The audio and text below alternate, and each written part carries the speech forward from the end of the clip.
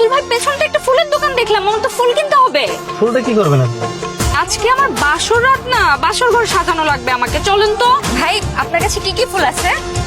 গোলাপ আছে, রজনীগন্ধা আছে, গাঁদা আছে, এগুলাই আছে। আরে বাবা, এগুলা দিয়ে হবে না, তুই আরো খুঁজে দেখ, ভিতরে দেখ, সব চেক কর, আরো আছে, বের কর। এই কয়টাই? আমার তো অনেক ফুল লাগবে, বাসর ঘর সাজাবো, বুঝতেছেন না? সান নাকি কি কাগজ করে খুঁজে পাইতেছে না। আপনি চলে এখন চলে যাই, ফুল আপনি পরে কিনুন, খাই না। না না না না, ফুল পরে কিনলে হবে না, ফুল আমার আজকেই কেনা লাগবে, আজকে বাসর ঘর করা লাগবে না। আমি এই ফুলগুলো নিয়ে চলে যাও, আমি অন্য দোকান থেকে আরো কিছু ফুল নিয়ে আসতেছি।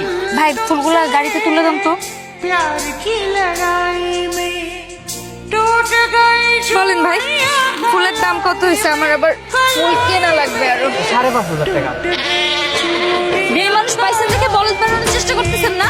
এই কয়টা ফুলের দাম 5,500 টাকা কি করে হয়? সর্বোচ্চ 500 টাকা। এই আপা, আপনি কি কখনো ফুলের দোকানের সামনে দিয়ে গেছেন? ফুলের বাজারে আগুন। আপনি ফুলের দাম জানেন, আমরা ফুলের দাম জানি। আপনি ফুলের দাম জানলে এরকম ঝামেলা করতেন না। না, আমি কখনো ফুলের দোকানে যাই না, ফুলের দামও জানি না। আপনি কাস্টমারের সাথে কিভাবে ব্যবহার করতে হয় সেটা জানেন না? জানেন না কাস্টমার লক্ষ্মী? এই এত বক বক না করে ফুলের টাকা দিয়ে এখান থেকে বিদায় হন। ঝামেলা করবেন দেখে গাড়িতে ফুল পাঠাই দিচ্ছেন না? আপনার চালাকি আমি বুঝি না। আমি চালাকি করতেছি না, চালাকি তো আপনি করতেছেন। ফুলগুলো যাই পাঠাই দিয়েছি, অমনি এখন আমার ফুলের দাম এত টাকা, 5,500 টাকা এই কটা ফুলের দাম। জানেন যে এখন তো ফুলগুলো আমি ছেড়ে দেন। একদম পেছাল পারবি না। টাকা দিবি, টাকা দিয়ে হেনতে যাবি, নাহলে তোর আমি বাইন্ধে রাখবো। আমার কাছে তো 700 টাকার বেশি নাই, আমারে বাইরে রাখেন না প্লিজ। টাকা নাই মানে? ফোন দে। কারে ফোন দিব? তোর বাপ মাও নাই, তোর স্বামী নাই, যার ইচ্ছে তারে ফোন দে। আমার টাকা লাগবে, তুই টাকার জন্য যার ফোন দেওয়া দরকার ফোন দিবি দে। হ্যালো, আমি ফুলের দোকানদার মেহেদি বলতেছি। বলেন। এত কথা বলার তো টাইম নাই। আপনার বউ ফুল নিচে টাকা দিতেছে না, আপনার টাকা নিয়ে জল তাড়াতাড়ি চলে আসে। আপনি আসছেন, দেখেন না এই লোকটা আমাকে আটকে রেখে দিচ্ছে, আর এই লোকগুলো আমাকে কত আজে বাজে কথা বলতেছে। উনি সম্ভবত আপনার বউ। 5,500 টাকার ফুল নিয়ে আমার 700 টাকা ধরাই দিচ্ছে। আসছে 5,500 টাকার ফুল, 500 টাকার ফুল হবে না, আর বলতেছে 5,500 টাকা। একটা বাসর ঘর সাজাইতে যত পরিমাণ ফুল লাগে তার চেয়ে বেশি পরিমাণ ফুল দিচ্ছে আপনার বউ। একদম মিথ্যা কথা বলবেন না। ফুলের দাম মনে হচ্ছে আমরা জানি না, না লোক ঠকানোর ধান্দা সব সময়। ফুলগুলো কোথায় আমি দেখি, আমি দেখলে আন্দাজ করতে পারবো কোথায়। ফুল তো আগে গাড়িতে পাঠাই দিচ্ছে। বাবা আব্দুলকে বারবার ফোন দিচ্ছিল তো, তাই ফুলগুলো আব্দুলকে দিয়ে বাসায় পাঠিয়ে দিছি। খুব ভালো কাজ করছো। এখন ওনারা যেই দাম বলবো ওই দামই তো দিতে হবে। আমার কাছে এর মধ্যে 5,000 টাকা নেই, তুমি দিয়ে আসো না কেন?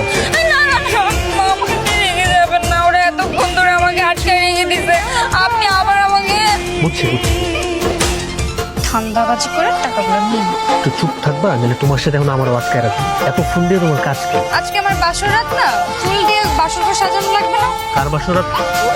তোমার বাসর রাত? মানে এই ফুল দিয়ে তুমি তোমার নিজের বাসর ঘর সাজাবা? তোর কি করব, আমাকে তো নিজের বাসর ঘর নিজেকেই সাজাইতে হবে, আপনি তো আর সাজিয়ে দিবেন না। আমার কি সেই কপাল আছে? সব দায়িত্ব নিজেরই নেওয়া লাগবে। বুঝছি, একটু কথা কম বললে আমার সহ্য করতে সুবিধা হয়। পাগলের পাল্লায় দিচ্ছে একটা, আল্লাহ মাফ করো। এখানে এত ফুল কেন? আমি এনেছি, আসলে আমি বাসর করতে চাই। ফুলগুলো দিয়ে বাসর ঘর সাজাবার আপনারা দুজন আমাকে সাহায্য করবেন। কি বলবো? আমরা তোমার বাসর ঘর সাজাবো। আরেকটা কাজে করতে হবে। আপনারা দুজন কিন্তু গেট ধরবেন, আর ছেলেগুলো কিন্তু অল্প টাকা নিয়ে ছেড়ে দিবেন না। জানেন আব্দুল ভাই, আমাদের গ্রামে আমি দেখেছি আমার ফুফাতো বিয়ের সময় গেটে অনেক টাকা আদায় করা যায়। কোনো ছাড় দেওয়া চলবে না, বলবেন ভেতরে আমাদের সুন্দরী লাল টুকটুকে বউ আছে, টাকা দাও, তারপর যাও। আমরা গেট ধরবো, আবার আমার ছেলের কাছ থেকেও টাকা নিব। হ্যাঁ ঠিক হবে তো? হবে? হ্যাঁ হ্যাঁ হ্যাঁ, ঠিক